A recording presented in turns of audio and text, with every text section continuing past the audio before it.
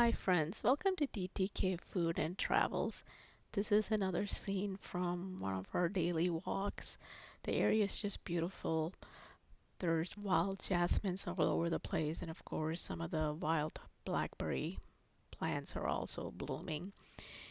And so, when we were on our walk this morning, we were talking about some of the foods that we really avoid eating now because they're either really high in calories or just not healthy for you. And one of those things that I miss eating is a poratta or the flaky bread. So my husband said he can try to make it in a healthy way. So that's what we're going to do today. So to make the poratta or flaky bread, you need 2 cups of all-purpose flour. To that, you're going to add 1/4 teaspoon baking powder, half a teaspoon of salt, then of course 1 cup sugar, and then to that you're going to add 1 egg and 1 tablespoon oil. We're using olive oil, but you can use any oil that you want or prefer. Then after you add the oil, you're just going to add water a little bit at a time while you mix it, and you're going to make it into a ball like this, cover it and leave it for 30 minutes, and this is what it looks like after 30 minutes. Then you want to go ahead and divide it into little balls of how many ever parotas that you want.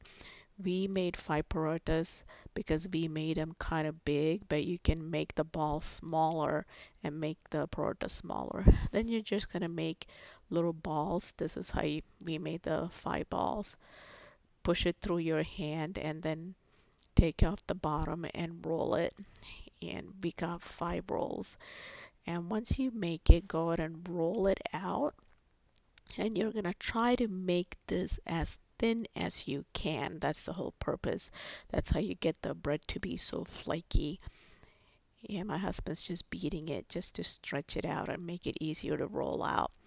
And we are putting oil on there, but my husband's just putting some oil on his hand and just rubbing it on there.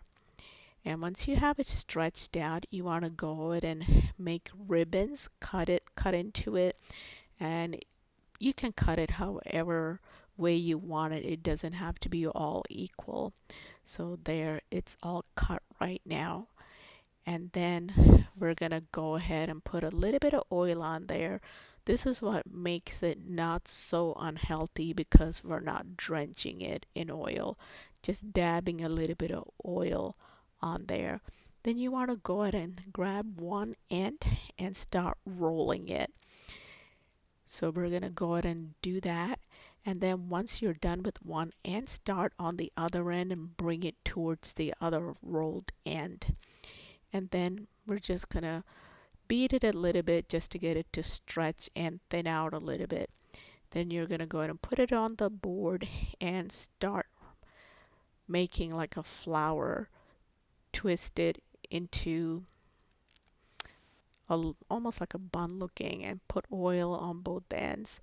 And I'll show you a close up in a second. That's what it looks like.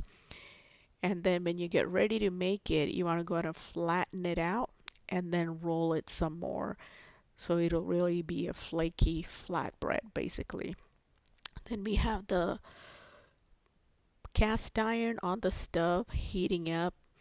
We have it on low because we're going to try to put like 3 or 4 on there, but if you're going to be just making one at a time, you can definitely keep the heat on high and just keep an eye on it, and turn it over after 2-3 minutes and just flip it over. Just make sure it's just done on both sides. The heat is on high now because we're done rolling everything out. And once you take it off the stove, this is how you get it to be flaky. You pretty much just beat it, and you got your flaky flatbread ready, or parota there. That's how it was so good, and it didn't even need all that much oil like how it would be when you get it from a store. Yeah, that was my hand because I wanted to taste it.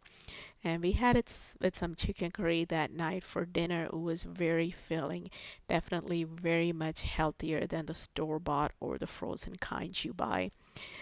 Hope all of you will try this and let us know in the comments if you do try it and how it turned out. You can definitely add more oil, but we, like I said, we were trying to make it healthier and we didn't use that much oil and it was still very tasty. Thank you for watching.